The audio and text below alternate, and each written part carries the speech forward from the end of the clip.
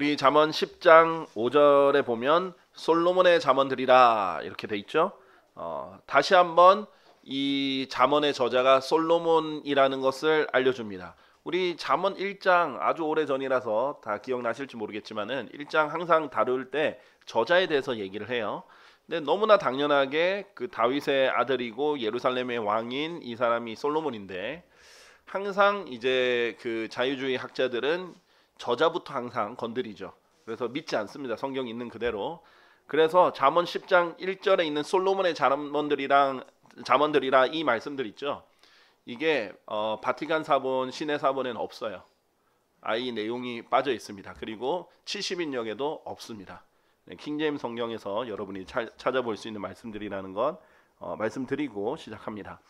지혜로운 아들은 아버지를 흡족하게 하느니라. 네, 그렇습니다. 지혜로운 아들은 아버지를 흡족하게, 일반적으로도 그렇죠. 자기 자식이 지혜로우면 당연히 본인도 이제 흡족하게 되고 기쁘고 그렇습니다. 자, 그런데 특히 이제 하나님 아버지와의 우리의 관계에서 먼저 보자면 이 잠언 자체가 지혜의 책이죠. 지혜가 무엇인지 다양하게 우리가 나왔습니다. 지혜는 겸손도 지혜가 되고요. 오늘 이후에도 나오지만 부지런함도 지혜가 되고요. 하나님의 말씀에 경청하는 것, 하나님의 말씀을 실행하는 것, 하나님의 말씀을 막 갈구하듯이 구하는 것, 또 지혜를 품는 것, 다양한 것이 지혜가 됩니다. 그런데 특히 이것보다 더 지혜를 잘 대면 이 1절과 잘 대비될 수 밖에 없는 그런 구절이 있어요. 잠언 11장 30절에 보면 누가 지혜롭다라고 이렇게 얘기를 한 게 있는데, 혼들을 쟁취하는 자는 지혜로우니라 라고 돼 있어요. 혼들을 쟁취하는 자는 지혜로우니라. 자, 의로운 자의 열매는 생명나무여 혼들을 쟁취하는 자는 지혜로우니라. 우리가 이제 보통 구령할 때 자주 인용하는 구절인데요. 이제 의로운 자는 생명의 그 생명나무라는 열매를 맺게 됩니다. 우리 원래 생명나무는 뭐였어요? 생명나는 영원한 생명을 주는 수단이었죠. 그래서 우리가 사람들에게 영생을 전하는 방법이 뭐예요? 혼들을 예수 그리스도께로 인도하고, 또 그들을 마귀의 그 포로로 잡혀 있는 사람들이거든요. 영적 전쟁을 통해서 쟁취해 오는 것. 이게 soul winning이잖아요. 그런 사람들은 지혜로운 사람들이다. 이렇게 성경에서 말하고 있습니다. 그렇게 했을 때 아버지를 흡족하게 한다라고 해요. 우리가 잘 알다시피 우리가 복음을 전해서 한 명의 혼이라도 돌이켜서 예수 그리스도께 오면 하늘에서는 아주 기쁜, 천사들 면전에 기쁨이 크게 있다고 얘기를 했어요. 그래서 이 지혜로운 아들은 하나님 아버지를 어떻게 하면 기쁘게 할 줄을 아는 거예요. 특히 한 명의 혼들이 구원 받을 때마다 하나님이 얼마나 기뻐하시겠습니까? 그런데 어리석은 아들은, 자, 어리석은 아들이에요. 그럼 그리스도인이겠죠. 우리에게 적용할 때는 그리스도인인데 혼들을 쟁취하지 않는 어리석은 아들은 그의 어머니의 상심이 되느니라. 교리적으로 봤을 때 그리스도인들의 어머니는 누구냐? 네, 마리아가 아닌 바로 새 예루살렘입니다. 갈라디아서 4장 26절 봅시다. 갈라디아서 4장 26절에 보면은 위에 있는 예루살렘은 자유로우니 그것은 우리 모두의 어머니라 라고 했어요. 자, 왜 그러느냐? 우리 그리스도인들은요, 영적으로 다시 태어난 사람들이에요. 그러면은 우리가 거듭날 때 어디서 태어나냐면요, 새 예루살렘에서 태어납니다. 다시 말해서 지금 새 예루살렘 어디 있죠? 셋째 하늘에 있습니다. 그러니까 우리의 본향은, 그래서 우리의 본향은 셋째 하늘이라고 하는 거예요. 우리가 셋째 하늘에서 영적으로 태어나는 거예요. 성령님을 통해서. 그러니까 거기가 우리 다 고향이거든요. 그러니까 우리가 셋째 하늘에서 태어난 거예요. 우리의 영의 출생은 셋째 하늘입니다. 이 우리의 육의 출생은 땅이지만요. 그렇기 때문에 새 예루살렘이 그리스도인들의 어머니예요. 근데 살아있는 그 인격체나 인간은 아니죠. 근데 거기가 우리의 본향이기 때문에 그래요. 출처이기 때문에 그렇습니다. 우리 최근에 한국에 뭐 안상홍 뭐 하나님의 교회 이런 데 가면은 어머니 하나님 전하면서 갈라디아서 4장 26절 이걸 가지고 우리 모두의 어머니라고 하지 않았냐? 어머니 하나님이다 이렇게 얘기하는데, 그런 인격체로서의 어머니 하나님이 아니라 말 그대로 위에 있는 예루살렘, 새 예루살렘, 우리 계시록에도 등장하는, 히브리서에도 등장하는 새 예루살렘이다. 그래서 우리의 본향이 셋째 하늘에 있는다는 말은 우리가 태어나기를 거기서 태어났으니까, 우리의 영이. 그래서 그런데 어리석은 아들은 이 새 예루살렘의 상심이 되는 거죠. 그렇죠. 너무 안타깝죠. 이 원래 우리의 목표는 뭐냐면요, 많은 열매를 맺는 게 목표예요. 그렇죠. 그래서 요한복음 15장 8절에 보면 너희가 많은 열매를 맺는 이 일로 나의 아버지께서 영화롭게 되시는도다 라고 했어요. 많은 열매를 맺으면 하나님이 영화롭게 되시고 하나님 기쁘게 되시고 흡족하게 되시겠죠. 자, 그런데 우리가 열매를 맺는 거는 많은 다양한 열매들이 있어요. 근데 기본적으로 하나님께서 창조하실 때 우리 창세기 1장 보면 잘 알다시피 그의 종류대로 열매를 맺게 씨를 만드셨어요. 그러면 씨가 뿌려지면 그 종류대로 열매를 맺습니다. 자, 포도 씨는 포도를 내고요. 그렇죠? 그리고 우리 콩 심은데 콩 나고 팥 심은데 팥 난다고 하잖아요. 그럼 각 씨가 그 종류대로 열매를 내는 거예요. 우리는 어떻게 해야 되느냐? 우리가 많은 열매를 내는 하나의 방법 중에 하나는 우리는 또 다른 그리스도인들을 낳아야 돼요. 그럼 우리가 또 다른 그리스도인들을 계속 낳아야 정상적인 많은 열매를 맺는 겁니다. 그래서 고린도전서 4장 15절에 보면 바울이 이렇게 말하죠. 이는 너희에게 그리스도 안에서 1만 명의 교사들이 있다 하더라도 너에게 많은 아버지들이 있는 것은 아니기 때문이니 그리스도 예수 안에서 내가 너희를 복음을 통하여 낳았기 때문이라 라고 했어요. 생명은 생명을 낳습니다. 정상적인 생명은 생명을 낳아야 돼요. 그렇죠? 자, 그런데 우리가 영적 생명을 가지고 있고 영적 영원한 생명의 씨를 가지고 있는데 이 씨를 가지고 있는 그리스도인으로서는 또 다른 그리스도인들을 낳아야 됩니다. 복음을 통해서 낳는다라고 표현을 하죠. 그렇게 해서 많은 열매를 낼수록 하나님께서 기뻐하시고 영화롭게 되시는 거죠. 자, 그래서 지혜롭다면 당연히 지금 이 교회 시대에서는 복음을 전하는 것은 당연한 일이다라고 보실 수 있겠습니다. 자, 잠언 10장 2절을 보시면요. 그래서 10장 2절에 보면 다 2절로 넘어갈게요. 사악함의 보물들은 아무 유익도 주지 못하느니라. 그러나 의인은 죽음에서 구출하느니라 라고 했어요. 자, 사악함의 보물들, 사악함이 이 사악함, 악 그 자체도 보물들을 가지고 있어요. 그런데 이 보물들은 아무 유익도 주지 못한다라는 거예요. 사악함을 통해서 얻은 보물들이라는 뜻이겠죠. 예레미야서 17장 11절에 이렇게 말합니다. 마치 자고새가 알들을 품으나 그것들이 부화하지 아니하듯이 이처럼 재물들을 바르게 취하지 아니하는 자는 그의 날들의 중간에 그것들을 남기고 떠나리니 그의 끝에는 어리석은 자가 되리라 라고 했어요. 자, 재물들을 바르게 취하지 아니한 자는 그의 날들 중간에 그것을 남기고 떠난다 라고 했습니다. 자, 그래서 어리석은 자는 열심히 부정부패나 잘못된 방법으로 재산을 모았다가 재산을 남기고 그 사람이 뭐 감옥에 가든 죽든 그런 일이 발생하든지 아니면 뭐 어떤 부정한 방법으로 잘못된 방법으로 했기 때문에 그 재물들이 다 뺏기든지 다 날아가든지 그렇게 되는 거예요. 그의 끝에는 어리석은 자가 되는 거죠. 자, 그래서 사람들이 이런 지혜를 모르면 어떤 수단과 방법을 다해서라도 돈을 축적하려고 하고 부정부패를 통해서 축적하려고 합니다. 정치인들은 정치인들의 방법으로 뭐 기업인은 기업인들의 방법으로 각각 다른 다양한 방법으로 부정하고 잘못된 방법으로 재물들을 모으려고 하는데 하나님의 방법은 사악함의 보물들은 아무 유익도 주지 못한다라는 거예요. 그런 재물들은 결국 다 날개를 달고 날아가 버린다라고 말씀을 하고 계시는 겁니다. 자, 그래서 이 재물들을 바르게 모으는 방법들도 성경에서 알려주었는데 잠언 10장 오늘 3절과 4절 이어서 한번 볼게요. 주께서는 의로운 자의 혼이 굶주리는 것을 용납하지 아니하시리라. 그러나 그분께서는 사악한 자들의 재물을 던져버리시느니라. 사악한 자들의 재물은 하나님께서 던져버리신다 라고 하셨고요. 그런데 의로운 자의 혼이 굶주리는 것은 용납하지 않으신대요. 그리고 의인은 죽음에서도 구출해 주지만 사악함의 보물들은 아무 유익도 없고. 근데 잠언 10장 4절에 나태한 손으로 처신하는 자는 가난하게 되느니라. 그러나 부지런한 자들의 손은 부유하게 하느니라 라고 했어요. 자, 어떻게 바르게 재물을 모을 수 있느냐? 부지런하면 재물들을 모을 수 있다는 거예요. 그래서 부지런하면 하나님께서 원래 뿌린 대로 거두게 하시기 때문에 부지런하면 당연히 쌓이게 돼 있습니다. 당연히 그냥 부지런하게만 하면 근데 우리 그리스도인은 그걸 목표로 삼을 필요는 없죠. 그게 자체가 목표가 될 필요는 없어요.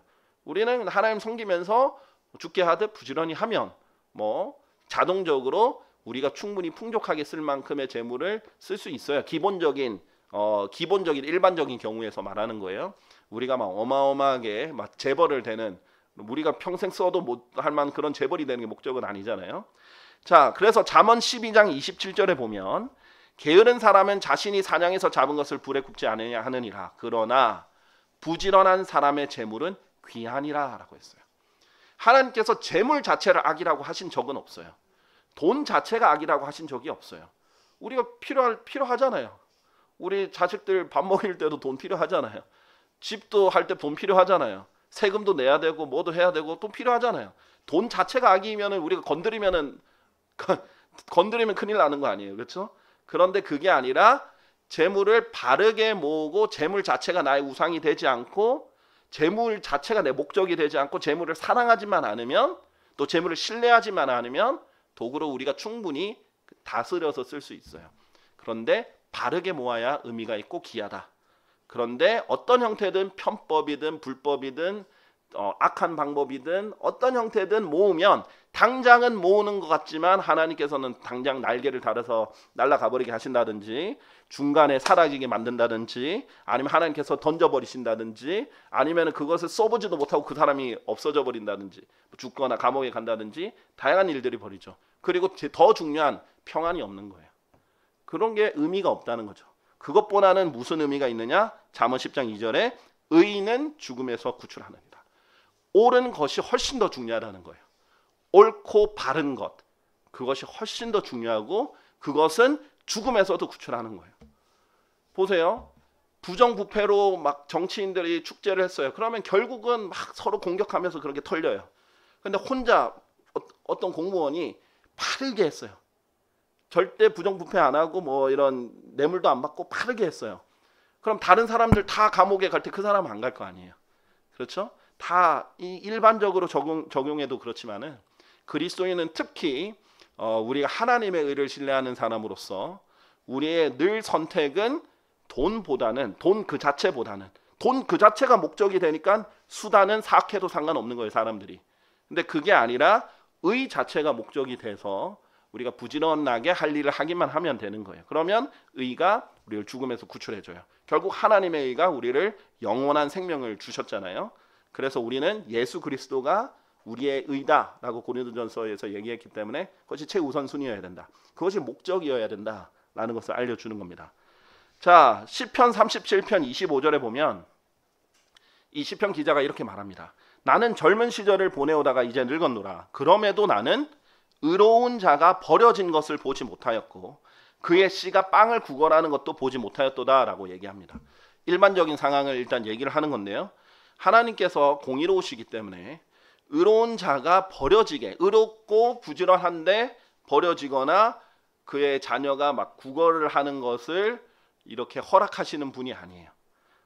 아주 특이한 예외적인 특수 상황이 아닌 경우에는요. 그런데 그 경우에도 하나님의 의도가 있고 하나님 반드시 개입해서 어떤 형태로든 도와주시죠. 그런데 일반적으로는 의만 잘 선택해서 만족하면 살면 충분히 여러분이 굶지 않고 살 수 있게 하나님이 책임져 주십니다. 그래서 마태복음 6장 26절에서 33절 6장 26절과 33절 보면 예수님께서 이렇게 하시죠. 공중의 날짐승들을 보라. 이는 그것들이 씨를 뿌리지도 아니하고 그것들은 거두지도 아니하며 곡간들로 모아들이지도 아니하기 때문이라. 그럼에도 자 새들은 저장도 안 하고 그렇죠. 일반적으로 뿌리지도 않고 거두지도 않고 농사도 안 하고 그런데도 너희 하늘의 아버지께서 그들을 먹이시느니라 라고 했어요. 너희가 그들보다 훨씬 낫지 아니하냐. 하나님께서 동물들 먹이시는 거 보세요. 동물들은 막 욕심을 내 가지고 막 음식이 썩을 만큼 축적하지 않잖아요. 그렇죠? 인간만이 평생 죽을 때까지 썰어 못 죽을 만큼의 양을 축적해 놓고 사는 거예요. 얼마나 어리석습니까? 그렇죠? 그런데 거기에다 자기 인생을 다 바쳐버린 거예요. 자, 그런데 이 하나님께서는 이 새들도 이렇게 막 축적하지 않는 새들도 먹이시는데 우리가 훨씬 낫다는 거죠. 하나님 자녀가. 33절. 그래서 하나님의 원칙은 뭐예요? 오직 너희는 먼저 하나님의 왕국과 그분의 의를 구하라. 하나님의 의를 먼저 구하라는 거예요. 그리하면 이 모든 것들이 너희에게 더해지리라. 하나님은 그 사람의 마음을 알기 때문에 하나님의 왕국과 또 그 하나님의 의를 먼저 두는 사람은 하나님이 책임져 주세요. 자녀인데, 그렇죠? 하나님 약속도 주셨는데 그러면서 근면성실만 하면 문제 없다. 하나님께서 알아서 채워주신다 라는 거죠. 자, 그렇기 때문에 이것을 믿고 신뢰하고 실행하면 현명한 겁니다. 그러면 결과적으로 어떻게 써요? 그리스도의 심판석에서는 훨씬 더 부유하게 되겠죠. 영원한 부를 여러분이 소유하게 되는 겁니다. 자, 잠언 그 12장 11절에서 24절도 이런 비슷한 얘기를 하는데요. 잠언 12장 11절에서 24절, 11절 24절.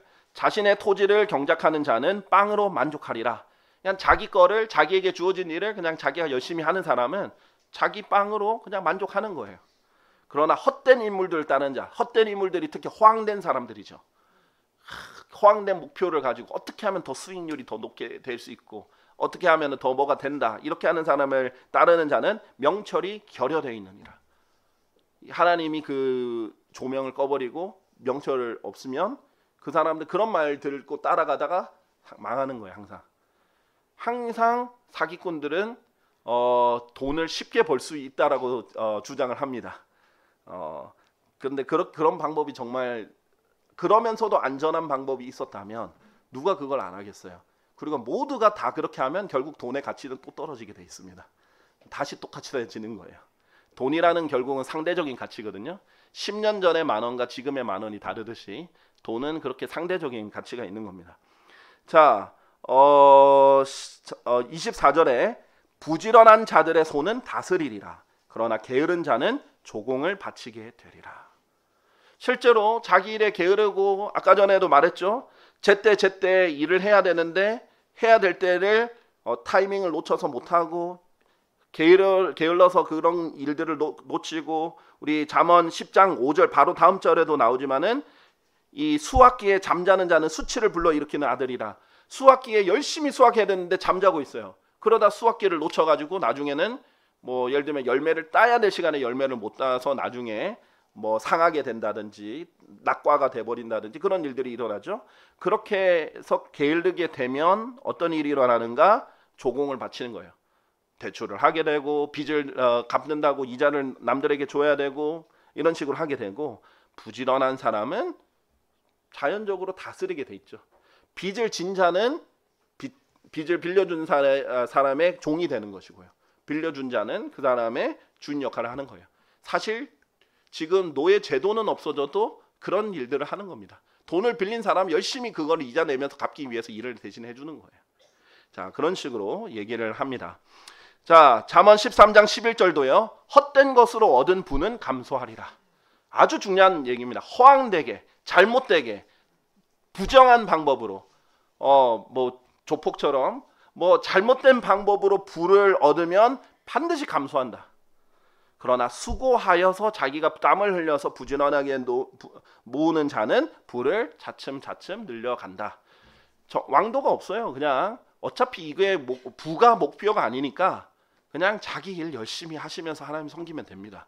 그래서 항상 의를 먼저 두면 돼요. 그러면 어차피 이게 목적이 아니니까 우리 충분히 풍족하게 먹을 수 있도록 하나님께서 부린 대로 거두게 해주십니다. 잠언 14장 23절에도요. 모든 수고에는 유익이 있느니라. 그러나 입술로 떠드는 것은 빈곤함이 이를 뿐이라. 말만 하는 거는 빈곤함이 이른다 이거예요. 실제로 해야죠. 그렇죠. 실제로 노력하고 수고하고, 근데 말만 잘하는 사람들이 있어요. 그러면 빈곤함에 이를 뿐이다 라는 거죠. 수고를 해야 돼요. 결국 근데 많은 사람들이 뭐예요? 수고 안 하고 돈을 벌고 싶어서 부정한 방법을 하는 거예요. 시험 공부 안 하고도 시험 결과 잘 받고 싶어 하는 게 도둑심보라고 했잖아요. 그렇죠. 열심히 노력 안 하고도 돈을 벌고 싶어 하는 게 도둑심보입니다. 하나님께서 뿌린 대로 거두시는 분인데, 그래서 열심히 결국은 수고해야 된다. 땀을 흘려야 된다라는 거죠. 자, 5절로 돌아와서요. 잠언 10장 5절. 여름에 거두어 들이는 자는 지혜로운 아들이라. 그렇죠. 왜냐하면 이스라엘은요, 여름의 수확기입니다. 이스라엘은 쌀, 밀, 석류, 포도 등을 여름에 거둬요. 그러니까 이제 간혹 우리나라식으로 이해해서 조금 오해하시는 분이 있어요. 여름에 거두어 드리면 거두어 드린 자는 지혜롭다라는 게 나중에 개미랑도 나오거든요. 아, 미리 수확하는 게 지혜로운 거구나. 가을에 우리는 보통 수확을 많이 하니까. 근데 농부한테 말해보세요. 수확기가 안 됐는데 수확을 해버리면은 잘 된 게 아니에요. 아직 익지도 않았는데 수확해버리면 안 되잖아요. 그렇죠? 여기서 하는 말은 제때 할 일을 하는 거예요. 해야 될 때 놓치지 않고 그 때를 하는 거예요. 그러면 지혜로운 아들이다. 쉽죠? 지금 공부할 때는 공부하는 거예요. 지금 일할 때는 일하는 거예요. 지금은 거둬들여야 될 때는 거둬들이는 거예요. 지금 뿌릴 때는 뿌리는 거예요. 근데 많은 사람들이 하기 싫으니까 미루고 안 하고 이렇게 하죠. 그렇게 하면은 어리석다라고 하는 겁니다. 제때 하는 거예요. 그리고 이제 잠언 20장 4절도 이런 비슷한 얘기를 하는데 게으른 자는 춥다는 이유로 밭을 갈지 아니할 것이라. 그렇죠? 추워서 밭을 갈아야 될 때, 이때는 열매를 거둘 때가 아니죠. 밭을 갈아야 될 때인데도 춥다는 이유로 밭을 안 갈아버리면 그때를 놓쳐버리는 거예요. 그러므로 그가 수확 때 구걸할 것이나 아무것도 얻지 못하리라. 그런 얘기 저희 아내랑 한 적이 있어요. 저희 아내 얘기를 해버렸네. 별 큰 문제는 아니어서 괜찮을 것 같아요. 아내가 이해해 줄 것 같아요. 다 때가 있잖아요. 저희가 필리핀 선교를 갔을 때 그런 얘기를 자주 했었어요. 제가 이제 처음에 아내랑 교제하고 결혼하기 전에 이미 이제 영어 교사였기 때문에 제가 이제 애록자매도 영어를 막 공부하고 싶어 했어요. 영어를 좋아했고 저도 이제 어떻게 하면 영어 실력이 좀 효과적으로 늘 수 있는지 방안도 제시를 많이 했어요. 그래서 하루에 1시간만 요 정도만 해보면 좋겠다. 그래서 하기로 했었어요. 그래서 처음엔 좀 하다가 또 바빠지니까 원래 그렇잖아요. 좀 자기 개발하려고 하다 보면 이걸 꾸준히 하면 된다는 건 아는데 하다가 이제 못하는 경우들이 생기죠. 그래서 중간에 한 몇 달에 한 번씩은 그래도 좀 하면 좋겠다 이렇게 얘기를 했었고 그때는 좀 또 잠깐 하다가 바빠서 못하게 될 때가 있었어요. 필리핀 와서 생각해 보니까 필리핀 가기 전에 한 5년을 그렇게 있었는데 그 5년 동안 하루에 1시간만 영어를 했었으면 필리핀 선교 갔을 때 훨씬 더 많이 유용하게 썼겠다. 그런 얘기를 한 적이 있어요. 비단 그것만이겠어요? 저도 만약에 중국어 공부를 좀 열심히 했었으면 제가 연변에서 이 조선족들이랑 탈북자 이렇게 구령을 한 적이 있는데 그때 조금 더 잘할 수 있었을 텐데 내가 매일 이 시간을 내서 하겠다라고 한 것만 잘 지켰어도 내가 제때 잘 지켰어도 더 나았을 텐데 이런 생각이 할 때 많이 있잖아요. 근데 그것을 하는 게 지혜라는 거예요. 그걸 해야 될 때 정해놓은 것을 하는 것, 그것이 이제 지혜라는 거죠. 그래서 그렇게 게으름을 부리면 수확 때 구걸할 것이나 아무것도 얻지 못하는 거죠. 잠언 6장 6절에서 8절도 개미에 대해서 이렇게 얘기를 했죠. 너 게으른 자여 개미에게로 가서 그녀의 길들을 숙고하고 지혜롭게 되라. 개미는 안내자나 감독자나 치리자도 없으나 저는 7절을 읽을 때마다 제일 찔립니다. 감독자도 없고 안내자도 없고 치리자도 없는데 8절에 여름에 그녀의 음식을 마련하며 수확기에 그녀의 양식을 모으느니라. 개미는 부지런함의 대명사잖아요. 꾸준히 계속 할 일을 하잖아요. 그때 해야 될 일을 계속 하잖아요. 그걸 보고 지혜롭게 되라는 거예요. 그걸 깊이 생각해보고 숙고해보고 지혜롭게 되라는 거예요. 그런데 개미한테 누군가 채찍질하면서 빨리 해, 왜 안 해, 잔소리하면서 이거 해라 저거 해라, 이쪽이야 저쪽이야, 그런 말 아무 말 안 해도 알아서 하는, 그게 지혜라는 거죠. 그 부분에 있어서는 개미가 인간들보다 훨씬 더 지혜로운 거예요. 그런데 일반적으로 우리가 이제 어린아이들이 어리석음에 묶여 있다고 그러잖아요. 자녀들의 특징이 뭐예요? 해라 해도 안 하죠. 근데 지혜로운 자녀들은 뭐예요? 그런 소리 안 해도 알아서 하죠. 네. 여러분 똑같아요. 여러분도 누가 해라 안 해도, 설교에서 성경 읽어라 기도해라 이렇게 안 해도 여러분이 알아서 매일 매순간 해야 될 것들을 하면 여러분의 영적 성장은 계속해서 이루어지는 거예요. 그러면 영적으로 아주 풍성한 열매들도 나올 것이고 여러분이 나중에 후회할 일이 없는 거죠. 자, 그런 이제 말로 우리가 이제 함께 보았고요. 영적으로 이제 우리가 조금 더 적용을 하면 우리가 이 수확기의 양식을 모으고 또 거두고 이런 것들과 관련해서는 이것 또한 이제 복음 전파와도 관련이 있습니다. 요한복음 4장 36절에 보면요. 예수님께서 요한복음 4장의 구령에 대해서 설명을 하면서 이 밭을 보라 이랬어요. 하얗게 익어 있다. 너희는 아직 넉 달이나 있어야지 수확이다라고 말하지만 지금 봐라. 이미 하얗게 익었다 라고 하면서 거두는 자는 품삯을 받고 영생에 이르는 열매를 모으나니 뿌리는 자도 거두는 자도 함께 크게 기뻐하려 함이라 했어요. 여러분은 그때그때 해야 될 때 열심히 뿌리고 또 거둘 수 있을 땐 열심히 거두고 하다 보면 이 영생에 이르는 이 열매들을 계속 모으는 거예요. 사람들이 영원한 생명을 받는 사람들이 생겨나는 거죠. 그게 결국 그리스도의 심판석에서 정산 받을 때는 여러분에게 영원한 부를 남기게 될 것입니다. 자, 잠언 10장 6절에서 14절 읽겠습니다. 잠언 10장 6절에서 14절 우리 다 같이 읽겠습니다. 시작. 의인의 머리 위에는 복들이 있느니라. 그러나 폭력은 사악한 자들의 입을 덮느니라. 의인을 기념하는 것은 복되도다. 그러나 사악한 자들의 이름은 썩어 문드러지리라. 마음이 지혜로운 자는 명령들을 받아들일 것이라. 그러나 나불대는 어리석은 자는 몰락하리라. 올바르게 살아가는 자는 흔들림 없이 살아가느니라. 그러나 자기 길들을 삐뚤게 하는 자는 알려지리라. 눈으로 눈짓하는 자는 슬픔을 야기하느니라. 그러나 나불대는 어리석은 자는 몰락하리라. 의로운 사람의 입은 생명의 샘물이라. 그러나 폭력은 사악한 자들의 입을 덮느니라. 증오는 분쟁들을 불러 일으키느니라. 그러나 사랑은 모든 죄들을 덮느니라. 명철을 지닌 자의 입술에서는 지혜가 발견되느니라. 그러나 명철이 결여된 자의 등을 위해서는 해초리가 있느니라. 지혜로운 사람들은 지식을 쌓아두느니라. 그러나 어리석은 자의 입은 멸망에 가까우니라. 아멘. 아주 귀한 말씀들이죠. 자, 우리 6절부터 보시면요. 이렇게 연결되어 있는 것들을 볼 수 있습니다. 6절과 11절과 12절이 연결되어 있죠. 의인의 머리 위에는 복들이 있다. 그렇죠? 그런데 폭력은 사악한 자들의 입을 덮는다라고 했어요. 그러니까 사악한 자와의 의인의 차이점 중에 하나가 뭐냐면 입이에요. 입. 사악한 자는 입에 폭력이 나오는 거죠. 우리 지금 안 믿는 사람들도 그러잖아요. 입으로도 폭력한다. 그렇게 하잖아요. 이 언어 폭력이라고도 하잖아요. 그리고 성경에서도 말로 칼을 던진다. 말로 화살들을 쏜다. 이렇게 하잖아요. 그리고 그 상처가 깊은 곳으로 내려간다는 거예요. 사람들은 말로 주는 상처가 눈에 안 보이니까 심각하지 않다라고 생각하지만 말로 주는 폭력과 말로 주는 상처가 사실은 오히려 더 상처가 오래가고 깊이 들어간다는 거죠. 그래서 의인과 사악한 자의 차이 중에 하나가 입이에요. 그래서 잠언 10장 11절에 보면 의로운 사람의 입은 뭐예요? 생명의 샘물이다. 이 사람의 입은 살려줍니다. 살려줘요.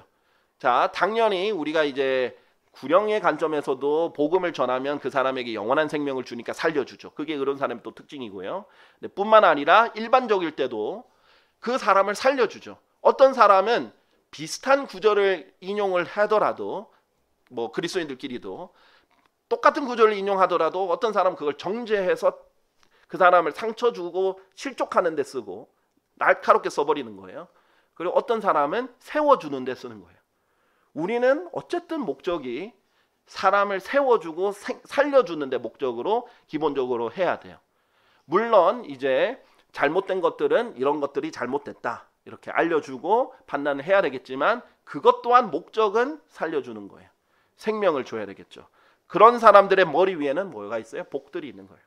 하나님이 피스메이커고 하나님이 화평을 이루는 자를 사랑하시기 때문에 그런 사람들에게 복들이 있고 하나님이 생명의 하나님이시고 또 하나님께서 생명을 주는 것을 좋아하시기 때문에 그런 자들 머리 위에는 복들이 있는 거예요. 그러니까 여러분이 말만 의롭게 잘하셔도 복들을 많이 받습니다.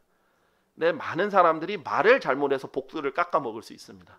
네, 그럴 수 있는 거죠. 하나님께서 어떠한 빈말도 심판을 받는다라고 했으니까요. 그리고 12절에 보세요. 이 사악한 자의 특징은 증오가 있어요. 폭력을 입이 덮는데요. 왜 입에 폭력이 덮일까요? 마음의 증오가 있으니까 그렇죠. 그래서 증오는 분쟁을 불러일으키는 거예요. 그럴 필요도 없는데 계속해서 분쟁을 만드는 사람들이 있어요. 분쟁을 야기하는 사람들이 있어요. 입이 문제예요. 근데 입이 이 겉으로 드러날 뿐 사실 마음이 먼저 문제인 거죠. 증오가 있으니까 자꾸 문제를 일으키고 분쟁을 일으키는 겁니다.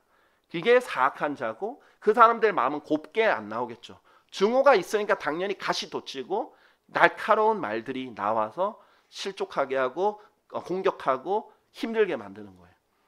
그런데 의로운 사람은 왜 입이 생명의 샘물인가? 마음부터 달라요. 사랑이 있어요. 증오 대신. 그러나 사랑은 모든 죄들을 덮느니라 했어요. 예수님께서 가능하면 최대한 살려보려고 하는 게 이런 거예요. 예를 들면 가늠한 여인을 잡아왔어요. 사람들이 예수님께 앞에 했어요. 예수님이 가능하면 죽이려고 했으면 그 여인 죽었을 거예요. 어떻게든 살려보려고 했기 때문에 율법에 위배되지 않는 한 살려보려고 했기 때문에 그 율법의 허점까지 지적하면서 그 여인을 살렸어요. 왜냐하면 율법의 허점에서는 아무리 현장에서 잡아온 사람이라도 가늠한 남자랑 함께 나와야지 재판이 됩니다. 재판이 형성이 안 돼요. 여자만 잡아왔으니까. 근데 왜 그럴까요? 현장에서 잡았으면 남자도 분명히 있었을 텐데 여자 혼자 현장에서 가늠할 수는 없잖아요. 현장에서 잡았는데 남자가 있잖아요. 그런데 그걸 또 타이밍 맞게 현장에서 잡아오자마자 예수님께 제시했단 말이죠. 셋업 범죄. 예수님을 시험하기 위해서 그렇게 셋업 범죄로 그 여인을 깨웠던 그런 범죄로 볼 수 있겠죠. 그러니까 예수님은 그 모든 것을 아시고 여인을 어떻게든 살려보려고 재판이 성사되지 않는 것을 지적하신 거예요. 그래서 땅에 쓰시잖아요. 아마 신명기를 쓰셨을 겁니다. 자, 그래서 죄 없는 자가 돌로 쳐라 이렇게 해서 최대한 살려보려고 했어요. 저번에 요셉도 설명했죠. 왜 요셉이 하나님 보시기에는 정의로운 사람이냐면 요셉은 얼마든지 마리아가 임신한 사실을 알자마자 바로 돌로 쳐서 죽여라 할 수도 있어요. 근데 최대한 조용히 어떻게든 해결해 보려고 이해해 보려고 노력을 했던 사람이라서 하나님께서 알려주셨을 때 섣불리 그 죄를 짓지 않을 수 있었던 거죠. 사랑하면요 죄들을 어떻게든 덮어주려고 합니다. 덮는 개념이 바로 용서의 개념이거든요.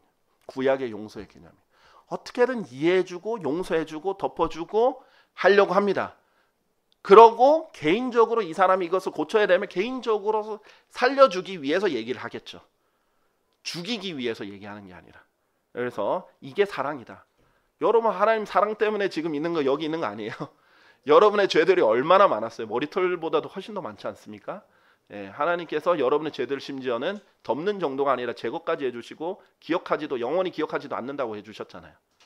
자, 그렇기 때문에 그런 사랑을 받은 사람으로서 여러분의 입이 생명이 넘치는 화평이 넘치는 입이 되기 위해서는 마음부터 사랑으로 채워져야 돼요. 여러분의 입이 폭력으로 가득 차게 되는 것은 마음의 증오가 있기 때문이에요. 이거부터 해결을 해야 됩니다. 자, 시편 55편 21절 보세요. 이 사악한 자들의 특징입니다. 시편 55편 21절. 그의 입의 말들은 버터보다 더 매끄러웠으나 그런데 조심하셔야 돼요. 사탄의 특징이 뭐냐? 악한 사람들의 특징이 뭐냐? 겉은 잘 위장한다는 거예요. 겉으로 보기에는 그럴싸하다는 거예요. 바리새인들도 얼마나 그럴싸하게 경건하게 생겼어요. 그리고 교황도 얼마나 경건하게 생겼습니까? 그리고 이 사악한 자들도 어때요? 말들이 버터보다 더 매끄러워요. 아주 매끄럽고 기름기가 잘 흐르도록 이렇게 듣기 좋은 말들도 하겠죠. 그런데 마음에는 뭐가 있어요? 전쟁이 있는 거예요. 적그리스도도 뭐예요? 평화, 평화, 평화 얘기하고는 다 죽여버릴 생각을 가지고 있잖아요. 그의 말들은 기름보다 더 부드러웠지만 그것들은 뽑힌 칼들이었노라. 그래서 열매로 아는 거예요. 순간적으로 듣기 좋다로 판단하는 게 아니에요. 순간적으로 이 말이 나를 잘 공감해 주네 여기에서 판단해 버리면 안 돼요. 내가 이런 문제 있는데 나를 잘 이해해 주는 것 같고 내가 듣기 좋은 말을 하는 것 같다가 아니에요. 그거는 의의 말이 아닐 수 있어요. 아첨도 매끄럽거든요. 그런데 중요한 것은 열매가 그 결과가 가정에 불화를 낳느냐, 이 가정을 찢어 놓으려고 하느냐, 아니면은 전쟁을 일으키려고 하고 분열을 일으키려고 하느냐? 그 결과를 보시면 압니다. 그게 하나님께서 이 위장되어 있는 그 위장 안에 있는 진실을 알 수 있는 방법으로 여러분에게 보는 거예요. 열매를 보면 나무를 알 수 있는 겁니다. 자, 그래서 잠언 26장 24절에도 증오하는 자는 자기 입술로 의도를 숨기고 자기 속에 속임수를 쌓아 올리느니라. 자, 증오하는 자가 처음부터 증오가 막 나오는 게 아니에요. 더 고단수는 의도를 숨깁니다. 그러면서 매끄럽게 말하는데 속임수를 쌓아 올리는 거예요. 그래서 이 사람이 자꾸 진실을 말하느냐 자꾸 거짓말을 섞어서 말하느냐, 이것도 아주 중요해요. 의도적으로 자꾸 거짓말이 섞여서 나오면 그 사람 뭔가 의도가 있는 거예요. 아니 정말 의로운 사람은요 거짓말을 계속 말할 필요가 없어요. 그렇죠. 진실만으로도 충분하니까. 이런 것들도 분별할 수 있는 것이 되겠죠. 그래서 골로새서 2장 8절에 보면 교리적으로 이 신약 시대에 우리가 조심해야 될 게 이런 것들입니다. 어떤 사람도 철학과 헛된 속임수로 너희를 약탈하지 못하도록 경계하라. 그것들은 사람들의 전통을 따르는 것이요 세상의 초보 원리들을 따르는 것이지 그리스도를 따르는 것이 아니니라. 여러 가지 철학, 사상 이런 것들에 현혹되면 안 돼요. 저는 그리스도인들 중에 너무 과도하게 정치에 매료되어 있는 사람들도 경계해야 된다고 봅니다. 진리가 아니거든요. 정치 이념은. 자유민주주의는 천년왕국이 아닙니다. 예수님이 통치하는 왕국도 아니고 그 방법도 아니에요. 자유라는 개념이 소중할 뿐이에요. 그거는 뭐 성경에도 있는 개념이잖아요. 근데 민주주의가 성경적이냐? 그렇지도 않아요. 민주주의라는 뜻이 뭐예요? 이 국민이 뜻인 거잖아요. 거기에서 뜻이 나오는 거잖아요. 권력이 밑에서 위로 올라온다는 거잖아요. 하나님은 위에서 밑으로 오는 건데 이게 거기에 너무 매몰되면 안 돼요. 그러면 성경을 나중에는 정치에 맞게 해석합니다. 그런 경우도 있어요. 어떤 철학이든 사상이든 이론이든 거기에 매몰되면 약탈당할 수도 있다. 조심하라 라는 거예요. 정치는 원래 더럽습니다. 그리고 너무 사람을 우상화 잘해요. 아니 저는 트럼프가 돼서 다행이라고 생각하는 사람이지만 그래도 트럼프는 제 우상도 아니고 저는 그렇게 개인적으로 트럼프를 좋아하지도 않습니다. 근데 막 트럼프가 우상이 되어 있어요. 트럼프가 정치인으로서 기독교인들 표 얻기 위해서 기독교에 대해서 좀 좋게 말한 거를 모아가지고 트럼프가 마치 엄청나게 잘 믿는 사람인 것처럼 우상화를 해놨어요. 그렇지 않아요. 트럼프 성경 구절도 잘 몰라요. 정치적으로 얘기할 때는 천주교도 우리의 친구다 이런 식으로 다 얘기를 하기도 하고 성경 잘 몰라요. 그런데 마치 그 대통령은 어마어마한 의로운 사람인 것처럼 추켜 세우죠. 하나님께서는 가장 비천한 사람들로 이 정치를 맡긴다고 하셨는데, 그래서 어떤 사상이든 너무 매몰돼서 약탈당하면 안 된다라고 하셨고요. 그 중에 하나가 디모데전서 6장 20절에 보면 이 속되고 헛된 말장난들과 과학이라고 거짓되이 불리는 반론들을 피하라. 과학이란 이름으로도 엄청난 거짓들이 많이 퍼지고 있죠. 마치 진화론이 입증된 실험 결과로 나온 법칙인 양 설명을 속이고 있잖아요. 그 외에도 수많은 것들을 거짓으로 이렇게 속이고 있습니다. 자, 그런 것들에게 속이면 안 되고요. 로마서 16장 18절에 보면 종교적으로나 교리적으로 또 보면 로마서 16장 18절에 보면 이는 그러한 자들은 우리 주 예수 그리스도를 섬기는 것이 아니요 다만 그들 자신의 배를 섬기는 것이기 때문이라. 그리고 좋은 말들과 그럴듯한 언변들로 순진한 자들의 마음을 속이느니라 라고 했어요.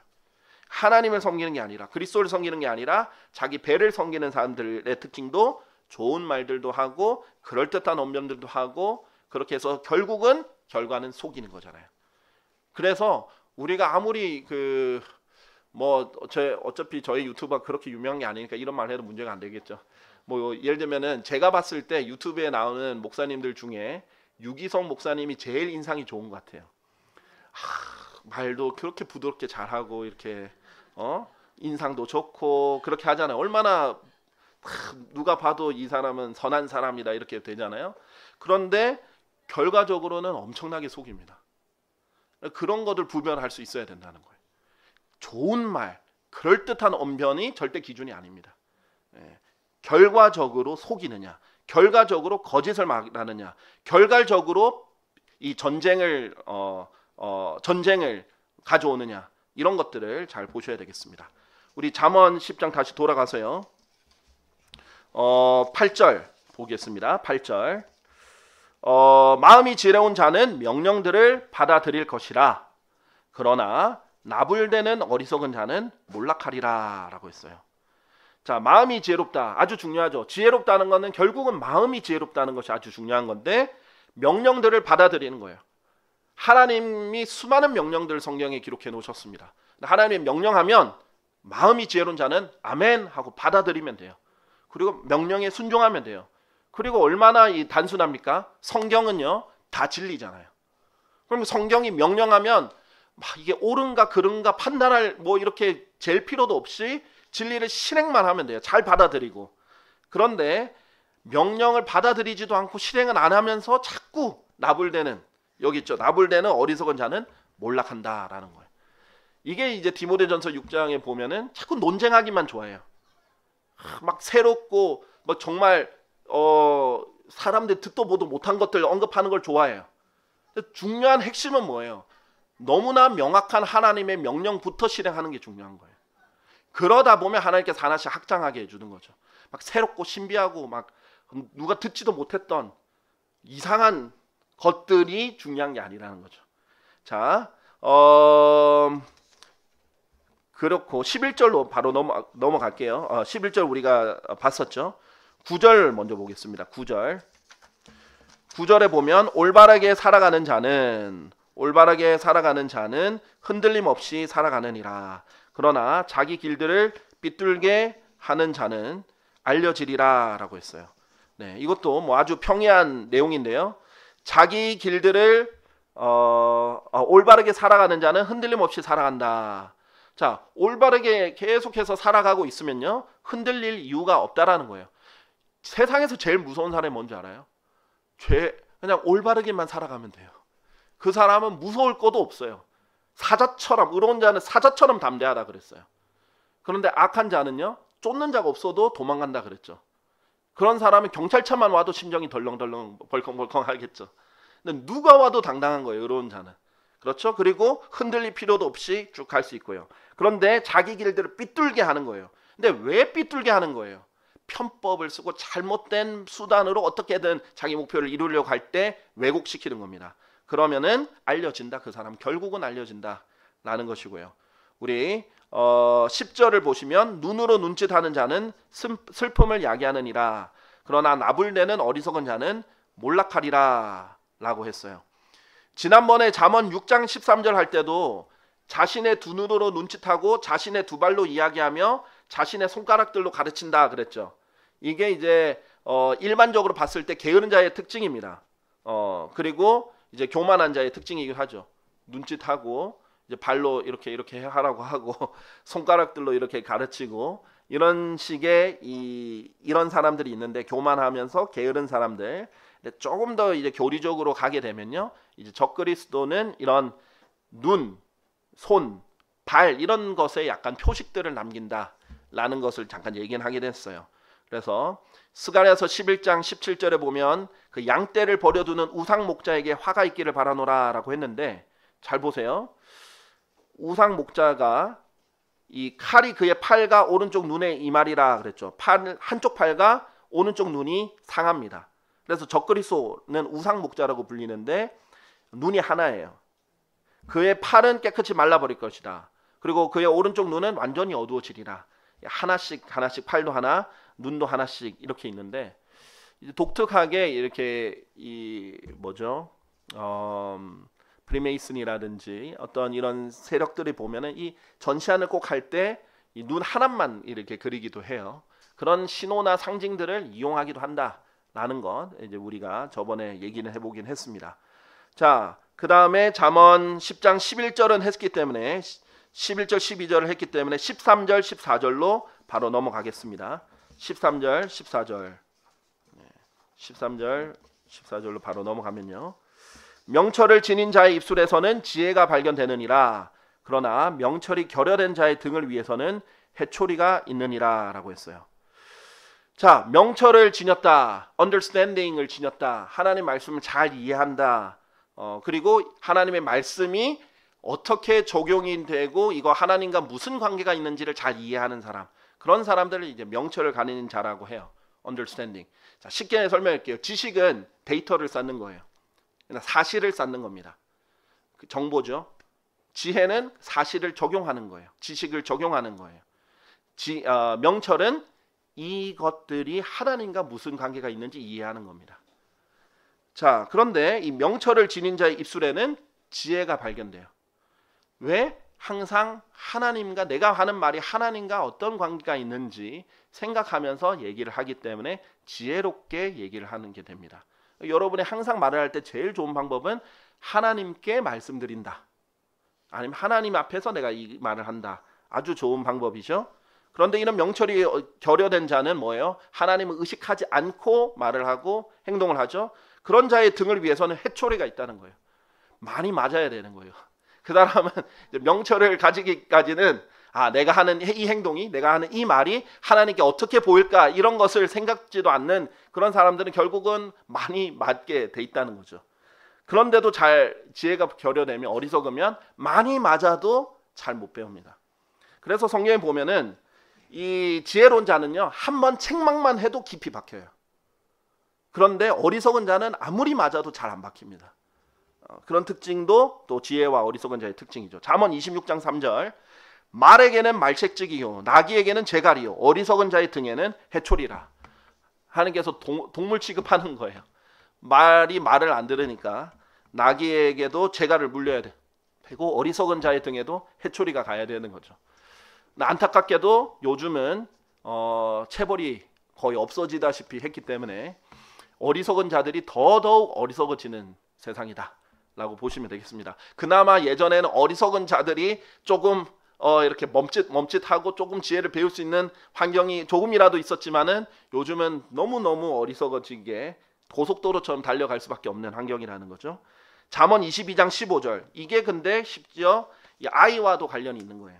22장 15절을 보면 아이의 마음속에는 어리석음이 매여 있느니라. 하나님께서 아이는 당연히 어리석음에 매여 있다라고 얘기하는 거예요. 당연히 어린 나이부터 지혜롭게 노인처럼 막 지혜로운 사람이 있겠어요? 당연히 어리석음에 매여 있죠. 태어나기도 죄인으로 태어났는데. 여러분 너무 자녀들에 대해서 높이 기대하시는 거 아니에요? 우리 아이는 정말 달라요. 그건 이제 바램이시고 어리석음이 매여 있을 수밖에 없습니다. 그러면 바로잡음의 해초리가 그에게서 그것을 멀리 몰아내리라. 이게 방법이에요. 어릴 때부터 하면 더 빨리 몰아지죠. 그래서 어리석음이 빨리 없어지는데 시간이 가면 갈수록 더 완고해지고 더 많이 때려도 잘 안 박히고 되는 거예요. 그게 뭐예요? 아까 전에 우리 잠언 초반에 봤을 때 수확기에 열매를 거둬야 돼요. 땅을 갈아야 될 때 땅을 갈아야 돼요. 어렸을 때 빨리 바로 잡아야 돼요. 그때를 놓치면 나중에 후회합니다. 어리석은 아들이 되는 거예요. 자, 그래서 때에 맞게 다 성경대로 하셔야 된다라는 겁니다. 자, 그러면 우리 마지막으로 지혜로운 자들은 지혜를 쌓아두나 이 부분 보도록 할게요. 지혜로운 사람들은 지혜를 지식을 쌓아두느니라. 그러나 어리석은 자의 입은 멸망에 가까우니라 라고 했습니다. 자, 이 부분은 아주 쉬운 부분인데 여러분 잘 알겠죠? 지혜로운 사람들의 특징, 하나님께서 지혜를 집에 비유를 하신 적이 있어요. 그래서 지혜로 집을 세우신다. 그런데 그 방들에는 지식의 보물들로 채운다라고 했어요. 여러분이 지혜를 가져도 지식이 없으면 뭐냐면 쓸 게 별로 없어요. 지혜는 지식을 잘 적용하는 법을 아는 건데 지식이 얼마 없으면 지혜는 있는데 지식이 별로 없는 건 사실 말은 잘 안 되는데 잘 적용할 도구가 재료가 별로 없는 거예요. 그러니까 지혜로우면 특히 성경적 지식은 많이 알아두면 많이 알아둘수록 너무나 좋은 거예요. 보물 쌓기처럼 됩니다. 여러분이 거기서 행복감을 느끼시면 좋겠어요. 돈이 쌓여가는 계좌에 돈이 쌓여가는 즐거움보다 지식이 이 지혜를 배워서 지식이 쌓여가는 즐거움. 그럼 얼마나 정말 보화 같은 일들을 할 수 있고 선택들을 할 수 있고 활용을 할 수 있겠어요. 자, 그런데 어리석은 자의 입은 멸망에 가까우니라. 지금 입이 계속해서 나오죠. 폭력은 사악한 자의 입을 덮느니라. 또 나불대는 어리석은 자는 몰락하리라. 계속 나오죠. 입이 망하게 하는 지름길이라는 거죠. 그러니까 지혜로운 사람은 입을 또 다물고 있는다고 하잖아요. 근데 빈수레가 요란한 것처럼 자꾸 입을 여는 거예요. 그러면 멸망에 가까운 거예요. 그래서 지혜를 배울수록 지식이 쌓일수록 벼가 익을수록 고개도 숙이고 입도 많이 다물고 함부로 말하면 안 되겠구나. 내가 하는 입이 여는 것이 하나님과 무슨 관계 있는지도 알고 다 그렇게 생각하기 때문에 이 입을 다물고 있는데 어리석은 자는 계속 입을 열기 때문에 몰락하고 멸망에 가깝다. 이렇게 보시면 되겠습니다. 자, 그러면 잠언 오늘 10장 14절까지 했습니다.